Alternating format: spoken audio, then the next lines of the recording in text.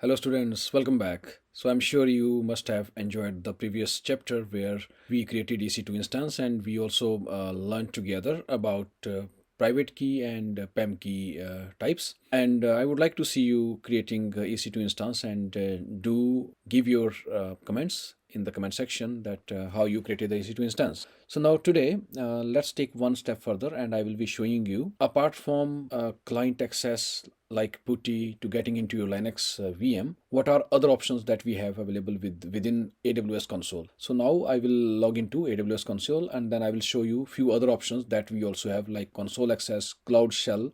So these two options I will be showing you.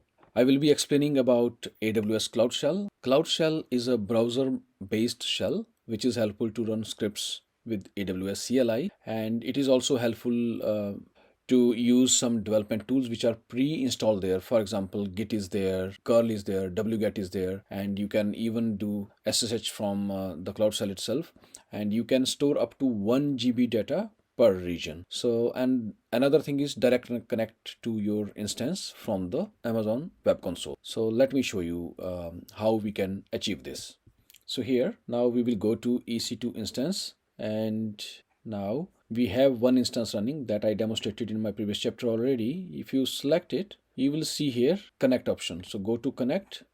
Now here we have one option to directly get into the EC2 instance by using this connect option. So if I just take it later down, you see here.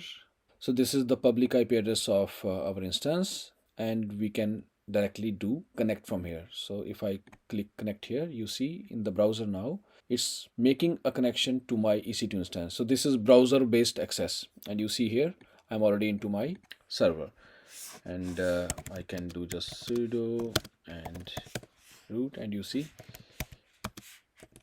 we are into our Linux instance using the browser. So this is browser based access from the EC2 console. That is one option we have. I will close it now, and now I will explain about the other one. So I will select it again. I'll go to connect. Session manager is not in the scope of this tutorial. This will be a bit more complicated setup that we will do maybe bit later. And SSH connection we already did yesterday using the PuTTY. So we went to the Windows machine, I used PuTTY client, and then we did SSH. And also I demonstrated you how we can connect from Linux or Mac, and I demonstrated through Mac that we can use SSH command followed by our PAM key, and then we logged in into our instance. That is something I already demonstrated. And then EC2 serial console. This particular instance that I have created for demo purpose, it's not under the scope of this because usually Amazon support Nitro systems for that. So this is not in the scope of this. Or maybe if you have physical servers, then you can use EC2 serial console as the name's also suggesting here. But for now, here I'm going to explain about these two options. So one option I just demonstrated you. Now we will go with the another option, that is through Cloud Shell. So this option, SSH client and the Cloud Shell. So Cloud Shell, if you see here, this icon, this is actually a Cloud Shell. And if you are not able to see it here, however, it always appear here. You can also type in like this, cloud, and if you just type like this, then you will get Cloud Shell. So now Cloud Shell is preparing, and it will bring me my private session, which is region wise. So like for my Mumbai region, it is coming here, and it is saying here Asia Pacific South 1. So that is the region where this Cloud Shell is available for my users. And if we see, this is just my Cloud Shell user, and there is nothing in here. But Cloud Shell is just a SSH client, but like this is again browser based access. So what you have to do is you have to upload your PAM key here so that you can connect to your server. So in order to have the access to the server, first thing is I will go to actions, and then I will go to upload file, and now I will upload my PAM key. So this is the PAM key that I had created yesterday, and I also demonstrated you. I will just upload it. Now it is uploading this PAM key here. It will take a while. Once it is uploaded here, just do ls, and you will see now my PAM key is available here, through which I can now connect to my EC2 instance. And if you remember from yesterday, before we try to make an attempt, we need to do something here. So what we have to do is we have to change the permission. So chmode, and then our file name, and here we change the permission. It is only read-only permission. That is the first important requirement.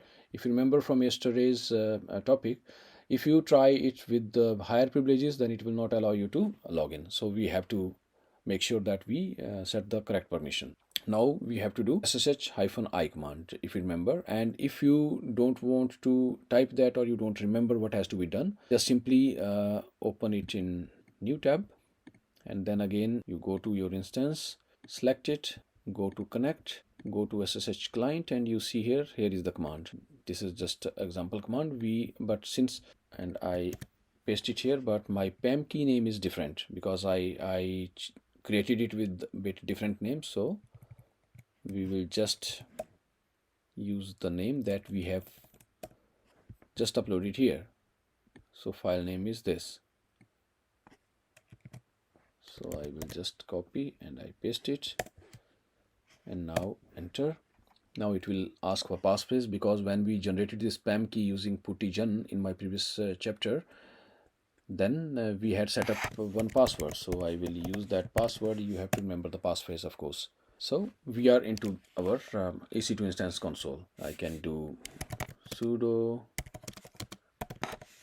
and so if I do uptime here, this is up for 23 hours and 54 minutes. So it's almost a day, because yesterday same time I had started it, and when I demonstrated you about the access to the EC2 instance. So this was a short demonstration where I demonstrated what other options we have to connect to our EC2 instance. So I think by this now we know that how we can create Linux EC2 instances, and what are various options to connect to the EC2 instance. Now next will be the S3 bucket. I'll be creating S3 bucket, and then we will be mounting that S3 bucket to our this instance. So see you in my next chapter then. So subscribe, like, and hit bell icon to my channel. Thank you.